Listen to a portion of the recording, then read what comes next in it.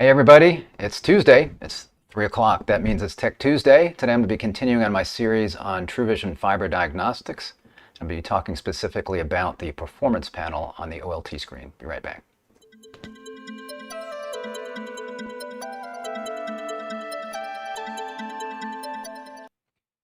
Thanks for joining me. Rick Uzzi here again, looking today at the TruVision Diagnostics application, and specifically, again, this panel right down here, this performance panel. So this is continuing on a series that I've been going through on our fiber diagnostics. A lot of people know us for DOCSIS diagnostics. We've been doing that for years and years. Over 10 years we've been doing diagnostics for DOCSIS networks, but sometime after that we started deploying fiber diagnostics as well, and we've been building on that. And if you are familiar with TruVision on the DOCSIS side, then you'll realize this looks very familiar because we try to keep the application, whether you're looking at a CMTS or an OLT, looking very much the same, so that it's more user-friendly for your staff, your technicians, whether that be somebody in the call center, if they're looking at a call center-oriented screen, or this right here, an OLT screen, where you're looking at the access concentrator versus the end user device. So over the past several weeks, I've covered these panels right here. So just a really quick review. These panels show you which PON ports have the most number of devices that are having some kind of an issue. For example, the most number of devices have, in this case, video issues, and that's all we're happening to see right here. We always put worst on top so that you get a quick view of where you need to look at if something's wrong. Again, we got that for the downstream and the upstream side. And then over here we've got our PON status, where you can see if you've got any, what your status is, any temperature issues on the laser, and any transmit power issues in this case. And we don't see anything going on here, but again, we'd sort it from worst to best, so you'd see any issues most likely appearing up here at the top, and they would be color-coded in a similar way. For example, if we hit a threshold, that will color that yellow or red. Then we've got bandwidth over here. And this is showing your downstream bandwidth and your upstream bandwidth. You can click on any of these bars to see the subscribers that are making up that usage. And again, these are color-coded. In this case, we have no issues with bandwidth, but these would turn yellow and red, starting here on the left side if you were having any issues with bandwidth on the upstream or the downstream. And I forgot to mention, if you click on any of these numbers here, you drill in, you see the subscriber devices that are making up those issues. So you get a list of folks there. Then I covered this last week. This is your online, offline status. Shows you number of devices you've got online, offline, any that are attempting to connect, any that are in a degraded condition, any that are unauthorized, which would be devices that don't have a username, not a username, a person's name and address, really an address, I think, really both. That would make that unauthorized. In other words, we don't have that device associated with an actual customer. And it may be that it's associated, you just haven't put them in the database, but that's the way we flag those. And then we've got any alarms. And like these other screens up here, you can click on these numbers on any of these things. If you want to see the 4 unauthorized users, that will pull those up as well. So today we've got performance. So this is looking at the ODN, the optical distribution network, basically, that is connecting up to the OLT. So this will give you an idea of any errors that you have coming across, whether it be upstream BIP errors, downstream BIP errors, gem errors, I think that would be gem and heck errors, and then burst, any kind of burst errors right here. And we can see, I'm using a screenshot today. In some past sessions I've been using our development server and looking at that, but I didn't have any errors at all on that development platform on the devices we're looking at. So I wanted to pull up an actual customer here, but I'm using screenshots because I'm going to drill into some areas, and I'm blurring out some things like the OLT name up here that would identify who this provider is, and then I don't want to list any of their customer information either, certainly. So you can see here again, this is showing that I've got 22 upstream BIP errors. I've got 23 at the time I took the screenshot, burst errors, and then a total of 23 errors here. And this would be over the last polling period. So we're polling this, this OLT is polling this kind of data every 15 minutes. So over the last 15 minutes, this is what we were seeing. So this is the kind of thing that you'd want to take a look at. Now, we don't color code this, I'm told, because any error is bad. I think it might be good if we actually had a color associated to it to kind of flag it for you, but there's no threshold for it because any error is bad. So a lot of times you don't see 22 of this. I mean, you might see a BIP error here, maybe a gem error there, you know, so you got one or two. This is a fiber network. But if you've got if you got this number, then you can assume that something out there, like you maybe got a dirty piece of glass somewhere that's affecting a lot of different devices that you might want to take a look at. So as you look at this panel, at the screen, you'll see lots of colors that will indicate issues, but just be aware that if you're looking here, just want to check out the numbers and see what you've got going on. So again, we're looking worst to best, so we are going to put that right up here at the top, that we've got 22 and 23. And then I can go ahead, I think I did here, I'm just going to click here as if I'm live, but when I click, yeah, it's going to bring up. So I now have clicked on that BIP error, and it automatically sets this report for that. So you can see the alert that it's showing me is BIP. It's showing me the port that I clicked on. It defaults to any vendor or model.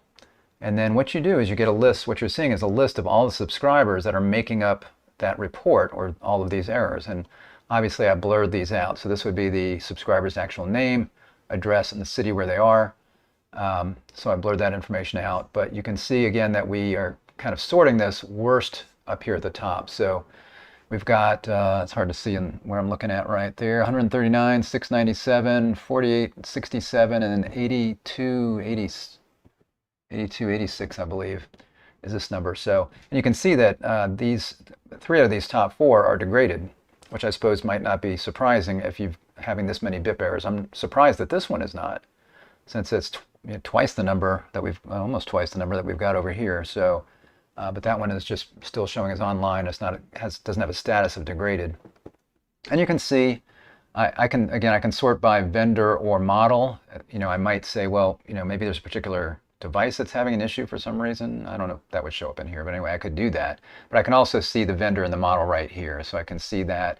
Obviously, I've got a lot. I can see a lot of these devices. Whoops, I just went one screen ahead.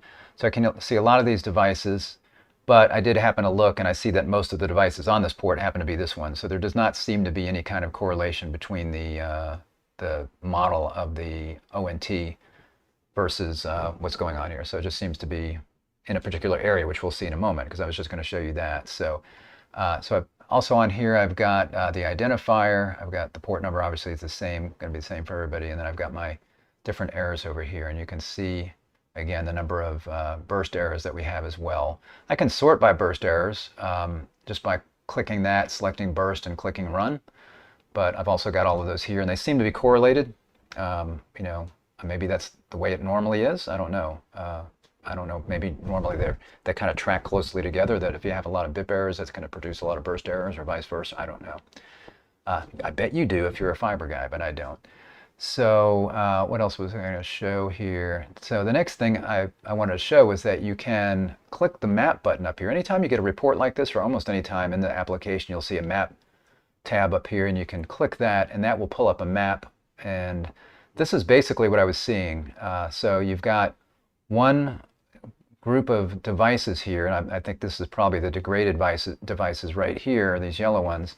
So I've got one group of devices that are experiencing this issue. So again, this being the ODN, the optical network, you might want to go out and figure out if there's a splitter, wherever that splitter is, if there's something going on right here that you've got an issue with the fiber, maybe you need to replace that fiber or clean some kind of connector or something like that. So this is really, really helpful if you are trying to figure out where an issue is, and is it a group of people clustered together that are experiencing the same problem. And when I clicked on that, that's what it looked like to me. This is a kind of a hospital complex. So this looks like a lot of devices that are being fed by that fiber at this particular location.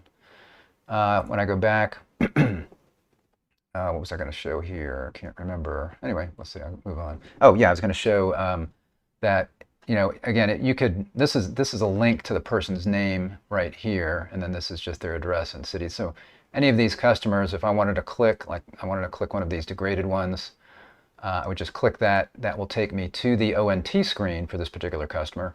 And then up here is again where their name would be, which I blurred out. Affiliate would be our customer name, and then their associated or their customer number there. Their phone number, address, basically up in here. So this is a great screen, obviously, for your call center representatives. If they're getting a call from somebody that's saying, I'm having an issue with my service, they can pull this up. They can immediately say, okay, wow, this is degraded.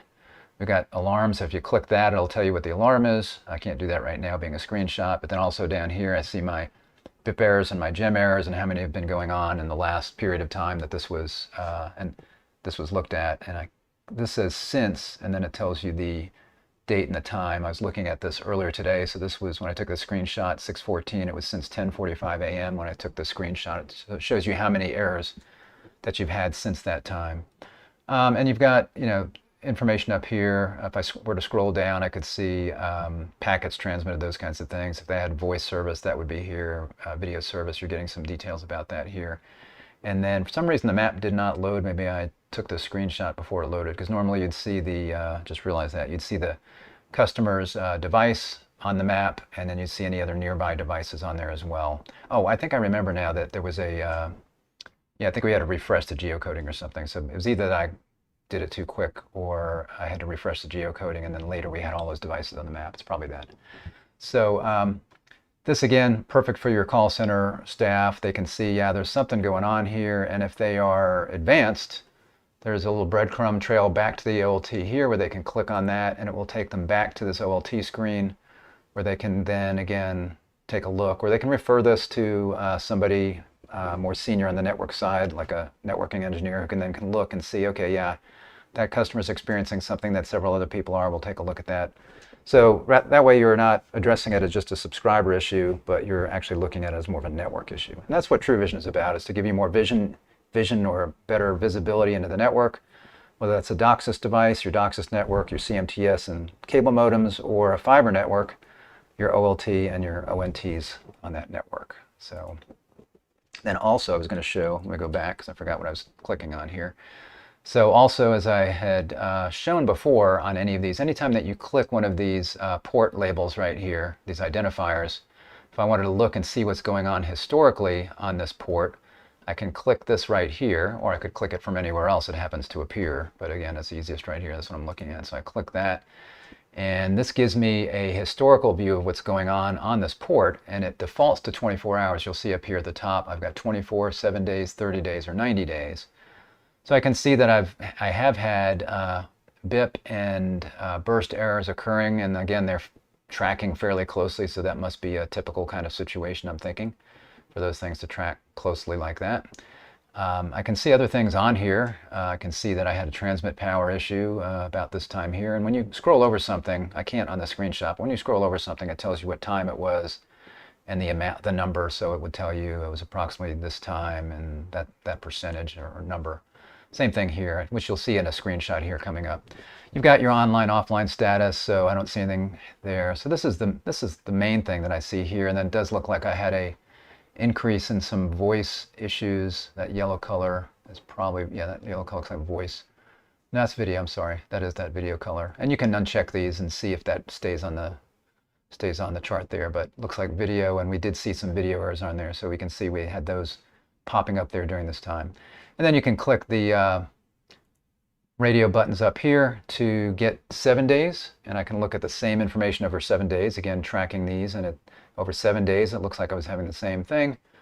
Click on 30 days, same thing.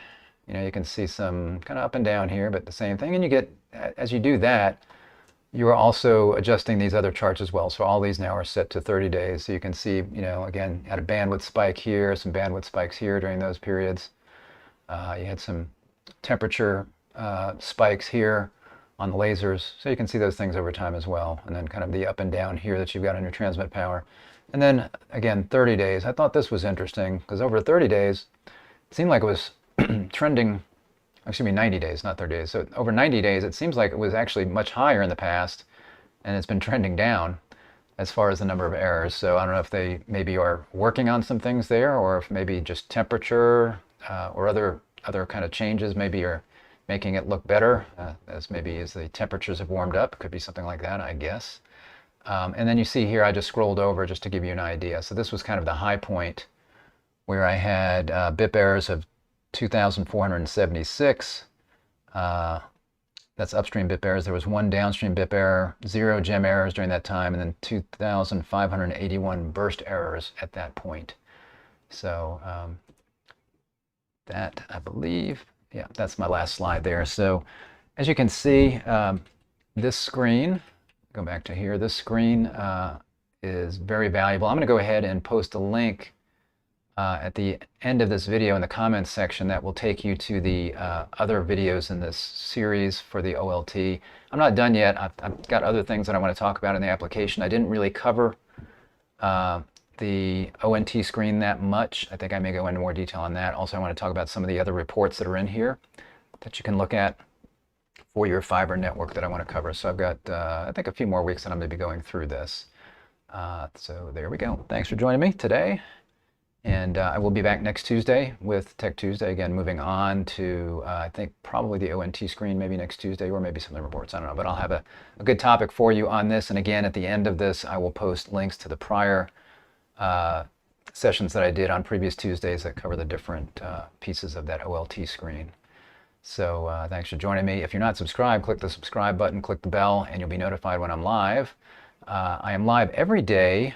If not on a Tuesday, if it's not a Tuesday, I'm live every day with broadband deployment news. So make sure that you are subscribed if that's of interest to you, and that would be news about new broadband deployments, especially related to broadband funding that's coming out. You know, the bipartisan infrastructure law, the BEAD program. Those kinds of things and other kinds of topics related to that. So make sure that you are there for that if that's of interest. And I will see you next time. Bye-bye.